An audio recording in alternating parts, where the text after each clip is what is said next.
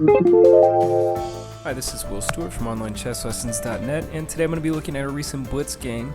It was the third game of the finals in the recent Blitz tournament, the ICC Open, that took place June 3rd through 5th of 2011. And the game was between EREBUNI as white, whose name is Grayr Simonian. He's an Armenian GM, 20 years old. I think he's about 2470, 2500 FIDE. And Hikaru Nakamura is going to be playing black as CapilanoBridge. And I picked the game out. I know I'm a huge fan of Nakamura. I know a lot of people are, but sometimes he plays a little bit too much in the opening. Now, this was just a Blitz tournament, so he's probably not showing his top preparation here. And the first prize was $600, so definitely not seeing Nakamura's 2777 FIDE slow chess openings here. So he opens. I guess this is like kind of a hedgehog or Queen's Indian here, and he's conceding.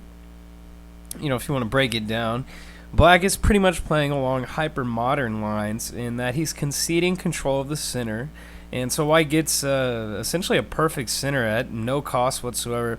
And black's idea is that he's going to let it, overextend, and the strength of the center, is going to disintegrate.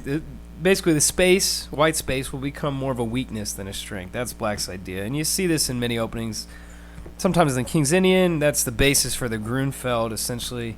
So moving on, so white is just trying to play calmly and reinforce the center. And now after knight e4, a lot of players play bishop d2 here, but it's not a forced move by any means. So here, Simonian, he sacks the pawn, and so black takes it. And so what just happened? I mean, black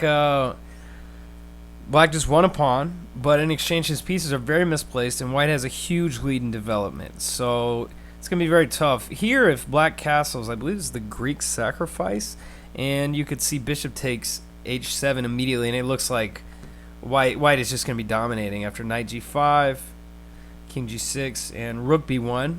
All of white's pieces are going to be just murdering the black king. There's no hope whatsoever. So that's how precarious black's position is already. It's move 9. So he plays d6. He's probably hoping to get his castle queenside.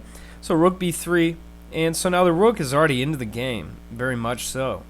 And white's huge lead in development. The bishop on a5 is only doing one thing. It's preventing the white rook from developing to e1, but not such an important square for the rook. So bishop g5. When I was looking at this, I mean, f6, man, you never want to make a move like that. I mean, that's tough. Anything here is good for white. I mean, let's just say takes, and even just a calm bishop h4, just maintaining the pressure. This is, for just one pawn, this is just way too much for white.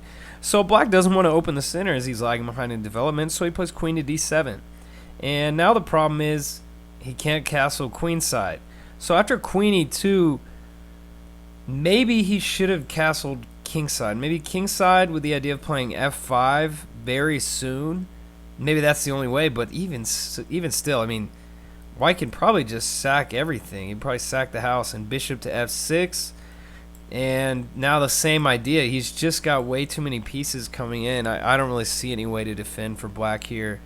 Maybe it doesn't quite work here. I mean, rook to h8. I don't know. I mean, this is just a very tough position. So castling for black, maybe it's possible in a blitz game. That's sketch. I mean, maybe just bishop f6 right away. So that's a pretty tough call. So instead, knight to c6. Black continues development. But again, if this bishop could just jump over and get to e7, no problem. So now d5. Fantastic move by Simonian. And obviously e takes d5 is going to succumb to some nasty checks here. And opening the position again is very bad for black, as he's so behind in development, his king's in the middle.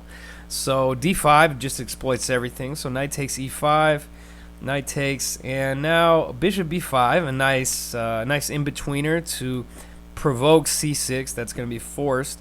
And that's going to be a weakness because it shuts in black's bishop on b7. So now black has two worthless bishops.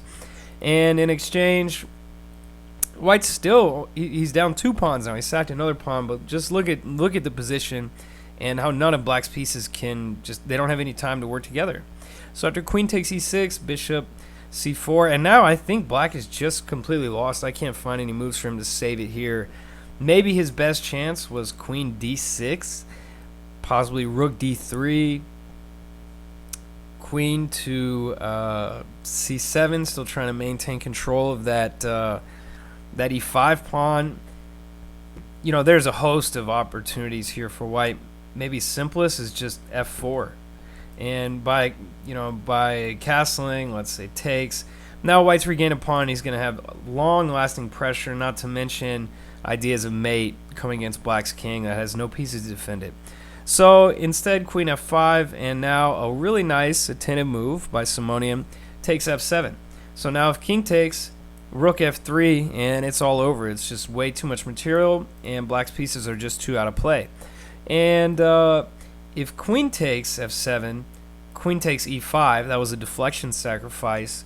If the queen's out, obviously king to f8 is going to lead straight to rook f3. And if the king moves, let's say to d7, I mean, this just isn't going to work. There's way too many. White's rooks are way too strong. And after a move like rook f3, I mean, that's just going to be all over. So instead, Nakamura plays king d7, and it looks for a second like maybe he's weaseled his way out. But queen h5, defending both bishops, and also introducing some nasty threats. Rook to f3, for example, rook to d1. And so g6, logical move, but rook f3, that's a killer. And there's no way out for black from now on. If queen to g4, for example, queen h3 check. And there's just no way for black to get any of his pieces, just aren't doing anything. Instead, he trades queens. If you're getting attacked, it's definitely logical. However, after rook f8, rook d1, now bishop e7. So black's going to lose an exchange. He's only got a pawn for it, not a very good pawn at that. And white's just mopping it up. So after bishop d6 here, Nakamura resigned because he's going to lose a rook. And he's probably going to get mated very soon. So a fine game by Simonian. He was gunning for that $600.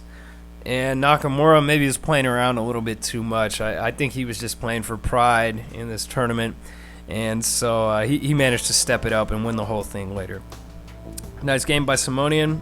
Shows why you have to be attentive in the opening, develop your pieces, take control of the center, and get your king out of the middle. And Nakamura kind of failed to do all three in that game. So this is Will Stewart from OnlineChessLessons.net, and thanks for tuning in.